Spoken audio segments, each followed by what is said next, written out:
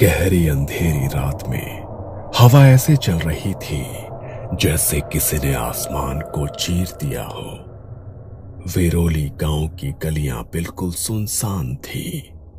पेड़ों की डालियां एक दूसरे से टकरा रही थी और मंदिर की घंटी अपने आप झूल रही थी। मंदिर के अंदर अंधेरा पसरा था। सिर्फ एक दिया रखा था राखनदार बाबा की मूर्ति के आगे। वो दिया जो बरसों से कभी बुझा नहीं था, आज बुझ चुका था। अरे दीपक, दिया बुझ गया क्या? हाँ बाबा, खुद ब खुद बुझ गया। मैंने कुछ नहीं किया। अरे बाप रे, ये शुभ नहीं है। राखनदार कभी बिना संकेत के नहीं सोता। बाबा देखो, ये क्या है? मूर्ति के पास राख गिरी हुई है, जैसे किसी ने हाथ रखकर झाड़ दी हो। राख? मूर्ति के पास राख? हे देवा, ये तो अनर्थ का संकेत है। बाबा, हवा अंदर कैसे आ रही है? दरवाजा तो बंद था। कभी कभी जब देव जागते हैं तो अजीब चीजें होती हैं। उसी वक्त गांव के पश्चिमी किनारे से एक भयानक चीख सुनाई दी। बचाओ, कोई है क्या? गणेश राव और दीपक दोनों उछल पड़े। विट्ठल के घर की दिशा से आई है ये आवाज। चलो बाबा जल्दी। दोनों भागते हुए गांव के किनारे पहुंचे। लोगों की भीड़ पहले से ही वहां जमा थी। विट्ठल की पत्नी सोनाबाई जमीन पर बैठी रो रही थी। कोणीतरी आमच्या घरी आले होते। अरे दरवाजा तोड़ रहे, क्या हुआ अंदर? दरवाजा तोड़ा गया। अंदर विट्ठल फर्श पर पड़ा था, शरीर अकड़ा हुआ, आंखें फटी हुई। उसके होठों पर राख के निशान थे। दार ठकठक झाले तो खिडकीतून आत पाहत होता। मग तो मंदिराच्या दिशेला गेला आणि परत आला नाही।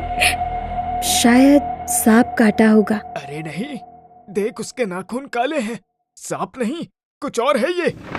गणेश राव आगे बढ़ा, विट्ठल के पास झुक गया। उसने सांसें देखी, सांस नहीं थी, पर आंखें अब भी मंदिर की दिशा में देख रही थी। बाबा, ये फर्श पर क्या है? ये राख के निशान देखो, कमरे से दरवाजे तक बने हैं। सबने देखा, राख की 3 लकीरें फर्श पर थीं, जैसे कोई राख से लिपटा आदमी अंदर आया हो और फिर हवा में गायब हो गया हो। राखनदार उठला आहे। भीड़ में सन्नाटा छा गया। कहीं दूर मंदिर की घंटी अपने आप बजी और हवा में फिर धुंध होने लगी। गांव के लोग मानते हैं कि गांव का हर इंसान राखनदार बाबा की छत्र छाया में जीता है। गांव की सीमा पर बना वेतोबा देव का मंदिर, जिसे अब सब राखनदार मंदिर कहते हैं, उसकी दीवारों पर सदियों पुरानी राख जमी है। कहते हैं कि वो राख उस साधु की है जिसने अपनी आत्मा को इस मंदिर में बांध दिया था। सदियों पहले वेरोली गांव पर एक प्रेत का साया था। रात में लोग गायब हो जाते थे, बच्चों के गले में नीले निशान दिखते थे और सुबह खेतों में लाशें मिलती थी। लोग कहते थे वो प्रेत जंगल के अंदर रहने वाली किसी कालिनी नाम की तांत्रिक औरत का भेजा हुआ था। तो उस समय कोई साधु आया था ना बाबा? हाँ, ध्रुवनाथ नाम का साधु। वो बनारस से आया था।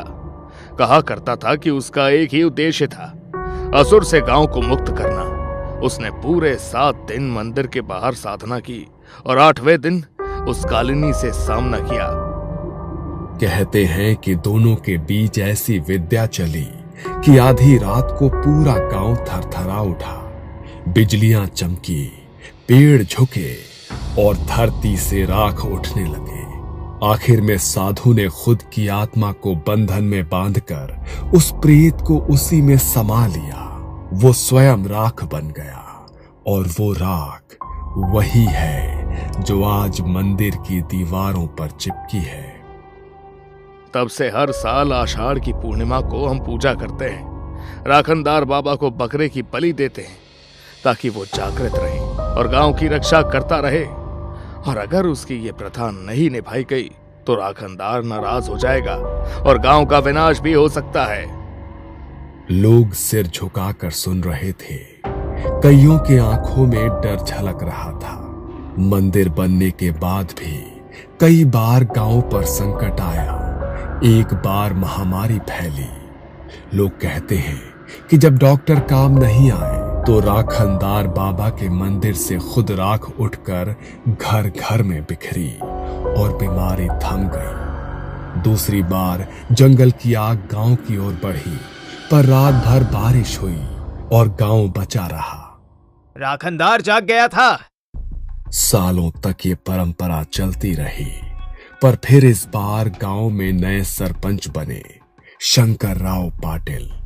शहर में पढ़े लिखे, खुले विचारों वाले इंसान। अरे अब ये बकरे काटने की बातें बंद करो, ये सब अंधविश्वास है। आज के जमाने में हम रक्त नहीं बहाएंगे। पर सरकार, अगर पूजा छूट गई तो? अरे कुछ नहीं होगा, ये सब पुराने लोग हैं, डराने वाली ही बातें करते रहते हैं। अब हमें आधुनिक होना है। लोगों में बंटवारा हो गया है। हाँ, सही बात है, सरपंच सही कही है। पर आधा गांव डर गया, खासकर गणेश राव पुजारी। अरे तुम लोग नहीं समझते, राखनदार कोई साधारण देव नहीं, वो आत्मा है जो बंधन में है। अगर उसका व्रत अधूरा रहा तो वो खुद अपना हक लेने निकलेगा।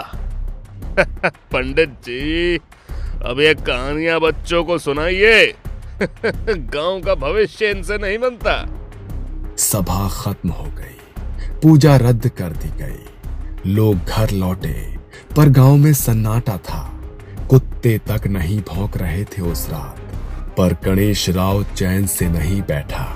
वो जानता था कि अगर बलि नहीं दी गई तो कुछ होने वाला है। उसने आधी रात को मंदिर का दरवाजा खोला, दीपक को साथ लेकर अंदर गया। बाबा, लोग देख लेंगे तो मुसीबत होगी। राखनदार की पूजा किसी मनुष्य से नहीं रुकती दीपक। अगर लोग भूल गए हैं तो भी उसका क्रोध नहीं रुकेगा। आज बलि नहीं है तो कम से कम दिया तो जलाएंगे। उन्होंने दिया जलाया, मूर्ति पर हार चढ़ाया और आंखें बंद करके मंत्र पढ़ने लगे। जय राखनदार देवा, गावाचन रक्षण करा। पर दिया जलते ही हवा का झोंका आया और दिया बुझ गया। मंदिर की दीवारों पर जमी राख धीरे धीरे नीचे गिरने लगी। दीपक डर कर पीछे हट गया। बाबा, बाबा, वो मूर्ति हिल रही है। गणेश राव की आंखें फैल गई। वो थर थर कांपने लगा। अब देर हो चुकी है, राखनदार जाग चुका है। मंदिर की मूर्ति धीरे धीरे हिलने लगी थी। मूर्ति हिलते ही गणेश राव और दीपक के पैरों तले जमीन खिसक गई। दीपक कांपते हुए बोला, बाबा, ये मैंने नहीं देखा कभी। मूर्ति हिली, सच में हिली। भाग दीपक, अभी मंदिर में रहना ठीक नहीं है, भाग। दोनों मंदिर से भागते हुए सीढ़ियों पर गिरते पड़ते नीचे उतरे और गांव की ओर दौड़ पड़े। पीछे मंदिर के अंदर से घंटियों और तेज हवा की आवाज आने लगी। अगली सुबह खेतों में काम करने गए किसानों ने देखा कि पशु मरे पड़े हैं। उनके शरीर पर जलने जैसे निशान थे। खेत में जहां जहां सूखी घास थी वो जलकर राख फैली थी। अरे रे, ये क्या है? खेतों में राख किसने किया है? ये किसी ने नहीं, ये तो खुद जले हैं। ऐसे लग रहे हैं जैसे अंदर से सुलग रहे हो। खबर पूरे गांव में फैल गई। हर कोई कह रहा था कि राखनदार नाराज हो गया है। तब से रातें और भी डरावनी होने लगी। गांव के बीच वाले कुएं से रात में कदमों की आवाजें आती, धीमी, गीली, छपक छपक, जैसे कोई पानी से बाहर निकलकर चल रहा हो। कल रात मैंने देखा कोई आदमी कुएं के पास खड़ा था, लेकिन जब पास गई तो वहां कीचड़ जैसी राख पड़ी थी बस। कोई कुछ नहीं समझ पा रहा था। लोगों ने सरपंच शंकर राव के घर जाकर कहा, अब पूजा करनी पड़ेगी सरकार, वरना गांव नहीं बचेगा। पर शंकर राव अब भी हंसता रहा। कुत्ते मर गए, गाय मरी, तो उसमें भी भूत देखोगे? कुछ नहीं है ये, डॉक्टर को दिखाओ। अगली रात दीपक और गणेश राव मंदिर के बाहर चबूतरे पर सो रहे थे, क्योंकि डर के मारे अंदर जाना बंद कर चुके थे। आधी रात को अचानक मंदिर के अंदर घों घों सी आवाज आई, जैसे कोई गुर्रा रहा हो। दीपक चौंक कर उठा। कौन कौन है वहां? बाबा, बाबा, आप सो रहे हो क्या? कोई जवाब नहीं। वो उठकर इधर उधर देखने लगा। अचानक फिर मंदिर की घंटियां अपने आप बजने लगी। दीपक का दिल जोर जोर से धड़कने लगा।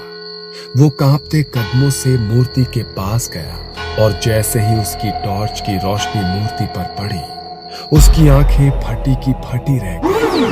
मूर्ति की आंखों से लाल तरल जैसा कुछ बह रहा था, जैसे खून, पर वो गाढ़ा था।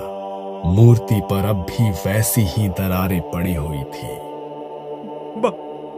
बाबा, बाबा, उठो, जल्दी उठो। गणेश राव नींद से हड़बड़ा कर उठा। क्या क्या हुआ दीपक? देखो बाबा, मूर्ति के आंखों से कुछ बह रहा है।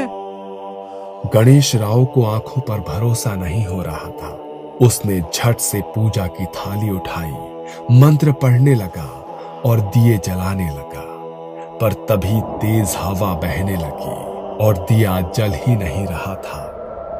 ए राखनदार देवा, शांत हो, हम ही विसरलो नाही। अचानक मंदिर में धूप बत्ती अपने आप जल उठी और उसी वक्त मूर्ति के पीछे की दीवार से भारी और गहरी आवाज आई, माझं व्रत अपूर्ण राहिलं आहे। दीपक वहीं जमीन पर बैठ गया। उसका शरीर सुन्न हो गया। गणेश राव की सांसें रुक गई। गांव की हवा बदल चुकी थी। हर रात कुछ ना कुछ घटता था। पहले लोग सोचते थे कि ये अफवाहें हैं, लेकिन अब लगातार 3 रातों में कोई ना कोई गायब होने लगा। तब सबके चेहरों पर डर साफ साफ दिखने लगा था। एक शाम गांव के किनारे बसे अंबाजी के खेत से चीख की आवाजें आई। जब लोग पहुंचे तो अंबाजी की लाश अधमरी हालत में मिली। आंखें पूरी सफेद, चेहरा राख से भरा और छाती पर ऐसे लग रहा था जैसे किसी ने जोर देकर दबाया हो। सुबह होते होते ये खबर पूरे वेरोली में फैल गई। लोगों ने मंदिर की सीढ़ियां धोकर पूजा की कोशिश की, पर जैसे ही किसी ने दरवाजे के पास दीपक जलाया, हवा इतनी तेज चली कि लौ एकदम बुझ गई। मंदिर की घंटियां अपने आप बजने लगी। हर बार जब घंटी बजती, गांव के किसी कोने में एक और अनहोनी घटती। अब गांव 2 हिस्सों में बंट गया था। कुछ लोग मंदिर को हमेशा के लिए बंद करने की बात करने लगे। ये सब उसी आत्मा का श्राप है। अगर मंदिर बंद कर दिया जाए तो शायद सब शांत हो जाए। अरे मूर्खों, उसे बंद करोगे तो वो दीवारें तोड़ देगा। राखनदार कोई देव नहीं है, वो बंधन में बंधी शक्ति है। उसे पूजा से शांत किया जा सकता है, ताले से नहीं। कई लोग घबराकर पीछे हट गए, पर कुछ युवकों ने विरोध किया। अब ये सब अंधविश्वास है बाबा। अब इस गांव में बलि नहीं होगी। गणेश राव ने गहरी सांस ली और बस इतना कहा, अगर इस बार व्रत अधूरा रहा तो वो अपने हिस्से का रक्त खुद लेगा। अगली सुबह सुभाष की पत्नी ने अपने दरवाजे पर राख से बने 3 हाथों के निशान देखे। उसी दिन उनके घर की गाय अचानक से मरी हुई मिली। शरीर सूखा हुआ, जैसे किसी ने सारा खून खींच लिया हो। फिर दूसरे ही दिन खेतों में एक बच्चा गायब हुआ। मां रोती चिल्लाती मंदिर के सामने गिरी। बाबा, बाबा मेरा बेटा लौटा दो, मेरा बेटा लौटा दो। लोग अब समझ चुके थे कि जो पूजा अधूरी छोड़ी गई थी उसकी सजा अब गांव भुगत रहा है। गणेश राव हर शाम मंदिर के बाहर दिया जलाता, मंत्र पढ़ता, राखनदार को शांत करने की कोशिश करता, पर जैसे ही वो आंखें बंद करता मंदिर की घंटी अपने आप बज उठती और हवा में राख उड़ने लगती। कभी दिया बुझ जाता तो कभी मूर्ति से लाल द्रव्य टपकता दिखाई देता। गणेश राव की हालत बिगड़ने लगी थी। उसकी आंखों के नीचे काले घेरे, आवाज में थरथराहट और होठों पर वही एक बात, वो जाग चुका है। गांव के सरपंच जिसने ये सब बंद करने का फैसला लिया था, उसे अब रात में नींद नहीं आती थी। वो हर रात सपने में देखता कि राखनदार उसकी खाट के पास खड़ा है, राख से ढका चेहरा, लाल आंखें और हाथ में लाठी। हर बार वो कहता, तू माझं व्रत तोडलंस, आता तुझी वेळ आहे। सरपंच पसीने से भीगा हुआ जागता और दिन भर बेचैन रहता। एक रात उसने अचानक घर से बाहर भागने की कोशिश की। वो नींद में भागते हुए मंदिर की ओर जा रहा था। वो मंदिर के सामने गिर पड़ा और वहीं हार्ट अटैक से उसकी मौत हो गई। सुबह जब लोगों ने देखा, उसके चेहरे पर भी वही राख का निशान था, हाथों के 3 छापे, जैसे किसी ने पकड़कर उसकी आत्मा निकाल ली हो। लोग अब दिन में भी घरों से निकलने से डरते थे। कोई खेती नहीं करता, कोई मंदिर नहीं जाता, सिर्फ गणेश राव ही रोज मंदिर के बाहर दिया जलाता और बुदबुदाता रहता। अगर इस साल आषाढ़ की पूर्णिमा तक उसका व्रत पूरा नहीं हुआ तो वो पूरे गांव को ले जाएगा। धीरे धीरे रातें और लंबी लगने लगी। कुएं के पास अजीब आवाजें, खेतों में डरावने साए और हवा में राख की गंध से और भी भारी हो गई। सरपंच की मौत ने पूरे वेरोली गांव को हिला दिया था। अब सबको यकीन हो गया था कि राखनदार क्रोधित हो चुका है। गांव में सन्नाटा था। दिन में भी लोग दरवाजे बंद रखते, बच्चे तक खेलना भूल गए थे। तभी दोपहर को गणेश राव पूरे गांव में घूमने लगा। अब अगर हम चुप बैठे रहे तो राखनदार सबको ले जाएगा। आज रात सब लोग मंदिर चलो, उसके सामने माफी मांगनी होगी। बाबा, अब कौन जाएगा उस मंदिर में? वहां तो उसकी परछाई घूमती है। वो रक्षक है, दुश्मन नहीं। हमने उसका व्रत तोड़ा है। जब तक हम उसे उसका हक नहीं देंगे वो शांत नहीं होगा। शाम तक गांव के लगभग आधे से ज्यादा लोग जुटे। हर किसी के चेहरे पर डर था, लेकिन गणेश राव की आवाज में एक अजीब दृढ़ता थी। रात काली थी, हवा धुंधली थी। जैसे जैसे लोग मंदिर के पास पहुंचे, उन्हें लगा कि जमीन कांप रही है। मंदिर की दीवारों पर काली फफूंदी चढ़ी थी और दरवाजे आधे खुले हुए थे। गणेश राव ने अपने थैले से माला, बेलपत्र और मिट्टी का दिया निकाला और कहा, सब लोग मौन रहो। अब जो भी होगा उसका निर्णय वही करेगा। लोग मंदिर के अंदर जाने लगे। वहां घनी धुंध थी और हर सांस के साथ राख की गंध महसूस हो रही थी। दीपक ने कांपते हुए दिया जलाया और जैसे ही लौ उठी, दीवारों पर 3 परछाइयां हिलने लगी। गणेश राव ने आंखें बंद की और मंत्र पढ़ने लगा।